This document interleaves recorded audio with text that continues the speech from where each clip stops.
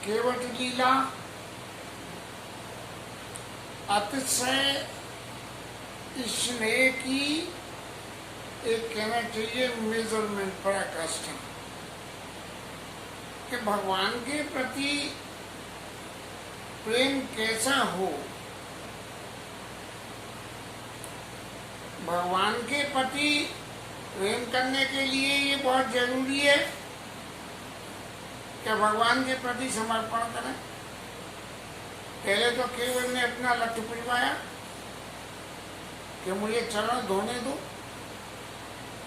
और फिर अतिशय प्रेम के वशीभूत होके क्या किया कि पद पखारी, फिर पैरों को धोआ, आता और जलपान करी।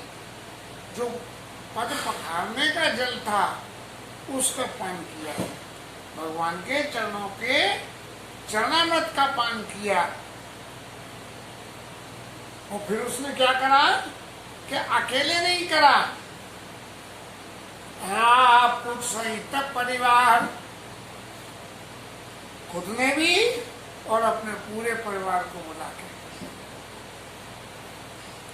हमें जीवन में जब कोई ऐसा कुछ मिल जाए जो सहज हमारे लिए सुलभ नहीं हो, तो हम फिर सब लोगों को बुला के अपने पास से कुछ न करना पड़े, ऐसे में बहती गंगा में सबको बांट देते हैं।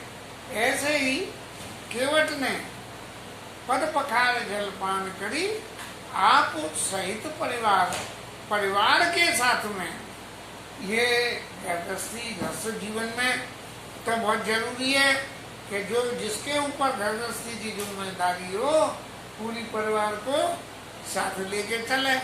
लेकिन अब आजकल तो खैर समय में बदलाव आ गया है, लेकिन परिवार को साथ लेके चलने में क्या होगा कि कोई भी आदमी एड़ी गहरी रास्ता नहीं जाएगा, क्योंकि जिसकी जिम्मेदारी है वो तो सही रास्ता पे चलेगा, जिनकी जिम्मेदारी नहीं है उन्हें तो अलाय वलाय रास्ता पसंद आती है। तो इसलिए सबको साथ लेते हुए पद पखार जलपान करी, आप सहित परिवार। और फिर इसका नतीजा क्या हुआ नतीजा इसका ये हुआ कि पितर पार करी, ये भगवान के चरणों के जल का पान करने से उसके पितर पार हो गए, या भगवान के चरणों के जल से खुद ने पान किया, परिवार को पान कराया, और पितृषणों के निमित्त संकल्प बोल के पाद्योपाद्यम समर्पण उनके ऊपर में जो है भगवान के चरण में पितर पार करी, और फिर मुदित पुनि, और फिर मन में जो सुख हुआ है, ये इस तरह के काम जो लोग करते हैं वही जानते हैं कि चित्त में सुख कैसा होता है। कोई काम करने के बाद में जब संपूर्ण सफलता मिलती है तो जीवन में जो सुख होता है और पितर पार करी मुदित पुनि, प्रभु ही गए पार, भगवान को पार ले गया नाव में बिठा के, और इधर से उधर नाव डुलाते हुए मेरी नैया में लक्ष्मण राम, गंगा मैया धीरे बहो, कल जो घंटान करा था। अब भगवान जब गंगा पार पहुंच गए हैं तो पहुंच गए, और प्रभु उतरे नाव से, और उतर गए वो उतरी ठाड़ में सुर सरी देता, और सिया राम गुअलकन समेता। भगवान उतरे, सीता जी को उतारा, और फिर लक्ष्मण जी। ये जीवन का क्रम के भगवान सीता जी लक्ष्मण जी जब तक ये ठाकुर जी की लीला गई तब तक यही फॉलोअप रहा कि हमेशा ऐसे ही चले हैं। सिया राम गुअलकन समेता। अब उतर के तो खड़े हो गए, और उतर के खड़े होने के बाद में क्योंकि केवट के चित्त में अति आनंद उमगी अनुरागा, अत्यंत आनंद था, और जब अत्यंत आनंद होता है जीवन में तभी जीवन में क्या कहते हैं शीलता आती है। जब अत्यंत दुख हो तब भी शीलता आ जाती है, लेकिन अत्यंत आनंद हो तब भी शीलता आती है। तो शील के वशीभूत होकर केवट उतरी दंडवत कीना, और भगवान के चरणों में प्रणाम किया। अब जब कोई व्यक्ति सब तरह से संपन्न है और उसे कोई प्रणाम करे तो प्रणाम करने से उसको जनरली हमारे समाज में आशीर्वाद देने की परंपरा है कि कोई आदमी हमारे चरणों में प्रणाम करे तो उसको आशीर्वाद निश्चित रूप से दो। अब आशीर्वाद दो तो आशीर्वाद आपका कब फलेगा? जब आपके जीवन में संयम होगा। अगर संयम नहीं होगा तो नहीं फलेगा। इसलिए लोग आज जिनके जीवन में संयम नहीं है, जरा भी समझदारी है, तो वो लोग चरण स्पर्श कराने की मना कर देते हैं, क्योंकि हमारे जीवन में संयम तो है नहीं और ये चरण स्पर्श कर रहे हैं तो इन्हें क्या दें। भगवान के मन में भी ये बात आई कि केवट उतर दंडवत कीना, और प्रभु ही सकुच यही नहीं कछु दीना। इसने पार तो उतार दिया लेकिन उतराई में इसको कुछ नहीं किया। अब इस बात को थोड़ा सा और विचार करें तो ये चित्त में आता है कि भगवान हमेशा किसी को भी कुछ देना होता है तो अपने चरणों की भक्ति प्रदान कर देती है। भौतिक जगत में भौतिक जगत की वस्तुएं दी जाती हैं, और जब आदमी के जीवन में भगवत चरणों की सिद्धि हो जाती है तो भगवत चरणारविंदों के प्रेम की वस्तु ही दी जाती है।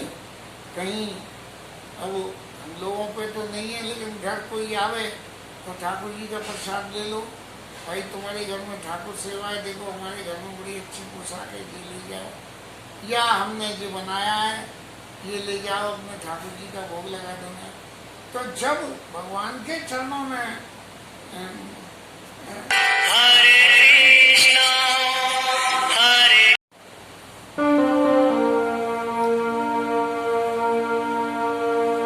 हे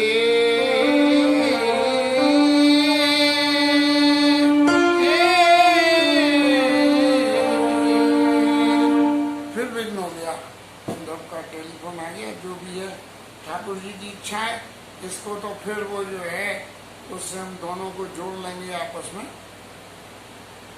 और एक अपलोड कर देंगे। जब भगवान के चरणों में अतिशय प्रेम हो जाए तो भगवान जब भी कुछ देते हैं तो भौतिक जगत की वस्तु नहीं देते हैं। एक बार मुझे याद है, हमारे गुरु जी महाराज कह रहे थे कि भगवान को पाके वरदान मांगने में उसने संसार की दुनिया भर की वस्तुएं मांगी तो किसी समझदार ने कही, अरे संसार की सारी वस्तुएं तो भगवान में नहीं थे, भगवान को ही मांग लेता तो सभी वस्तुएं मिल जाती।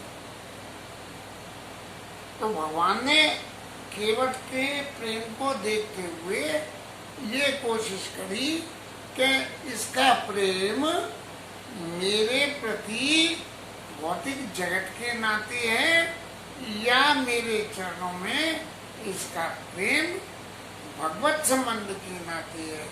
तो प्रभु ही सकुच ए नहीं कछु दीना। भगवान ने अपने लीला में ये दिखाया कि मेरे चित्त में बड़ा संकोच है कि मैंने कुछ नहीं दिया, और उसी लीला में सीता जी ने अपनी अंगूठी, मणियों की अंगूठी उतार के दे दी और भगवान ने कहा कि कहू कपाल ले उतराई और केवट चरण गए अकलाई। केवट ने जब भगवान ने अंगूठी दी तो उसने अकुला के भगवान के चरणों को पकड़ लिया। अब इस बारे में थोड़ा विचार करें।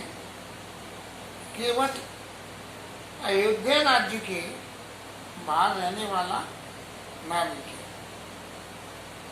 बाहर रहने वाला एक नाविक है, और राजा दशरथ राजा है। राजा के परिवार से खास करके उनके पुत्र यदि नाव में पार जामे और उनसे उतराई ली जाए, ये तर्क नीति संगत नहीं दिखता है। हमें याद है हमारा घर जमुना के किनारे, और पल्ली पार उतर के जामे हम जमुना नहाने तो केवट को उसको वैसे कुछ दे आते थे लेकिन उतराई नहीं देते थे उसको, तो जो और मौकों पे आके वो कुछ न कुछ ले जाता था तो उतराई नहीं दी जाती थी। तो ऐसे ही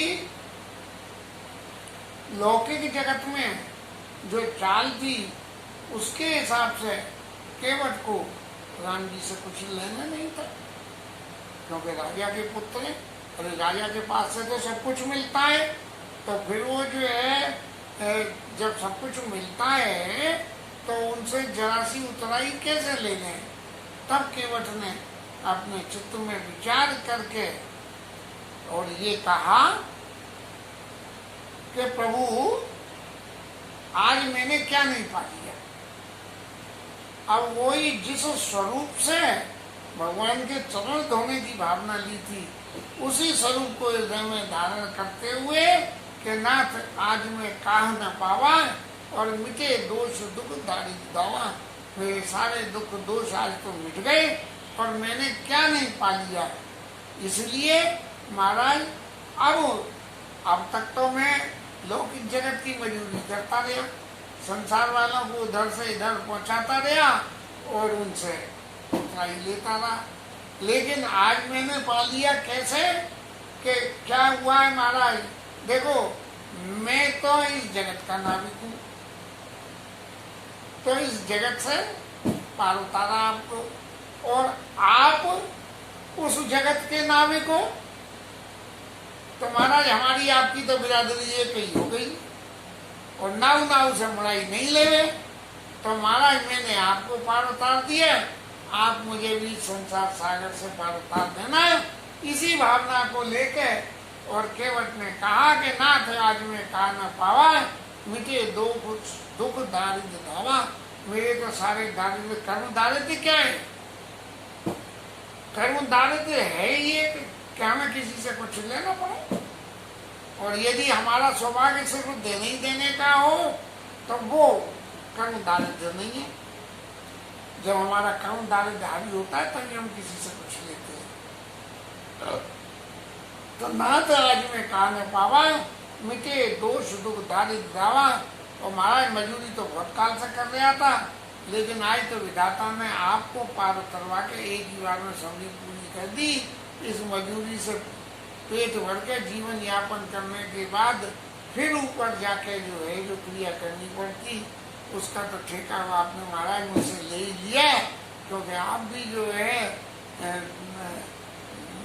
परलोक की नैया के खेवैया और हम इस लोक की नैया के खेवैया। तो महाराज मुझे भी आप भी जो है इस मजूरी के पलटी में पार लगा देना। और फिर महाराज एक बात और है कि जब आप वन में जाके लौट के आओ और उस वक्त आप जो कुछ दोगे तब मैं आपसे लूंगा। भैया जाते में तो ले नहीं रहे, तो लौटते में कैसे लोगे? वही क्लोज, जाने वाला क्लोज क्या लौटते में अप्लाई नहीं होता? नहीं होता। क्यों? कि भगवान जब वन से लौट के आएंगे और राज सिंहासन पर बैठेंगे तब वो राजा होंगे, और राजा को अपनी प्रजा को कुछ भी देने का हक है। इसलिए महाराज मुझे कुछ नहीं चाहिए, आप लौट के आओगे, मेरे मांगने से दोगे तो कुछ और मिलेगा, लेकिन भगवान जब स्वयं देते हैं तब इतना मिलता है कि उसका कोई अंत नहीं होता है। तो फिर भगवान ने बहुत कही केवट महाराज ये उतराई ले लो, हमें इस कर्जे से मुक्त कर दो, इस बंधन में मत बांधो। नहीं कछु केवट ले, केवट ने बिल्कुल साफ मना कर दिया कि महाराज मैं कुछ नहीं लूंगा, और विदा कीन भगवान तक। अब भगवान ने अपने उसी असली स्वरूप में भगति विमल वर दे, अपनी विमल भक्ति का वरदान दिया। भगवान जब किसी को भी देते हैं, संसारिक जगत की कोई वस्तु नहीं देते, भगवान जब भी देते हैं तब अपने चरणों की प्रसन्न होकर अपने चरणों की भक्ति देते हैं। और यही भक्ति केवट को मिल गई और इससे मगन होकर केवट अपने घर गया और ठाकुर जी जो वन की आगे की यात्रा शुरू हो गई। इसके साथ में ये कथा विश्राम करनी पड़ेगी और हरि नाम कीर्तन करेंगे।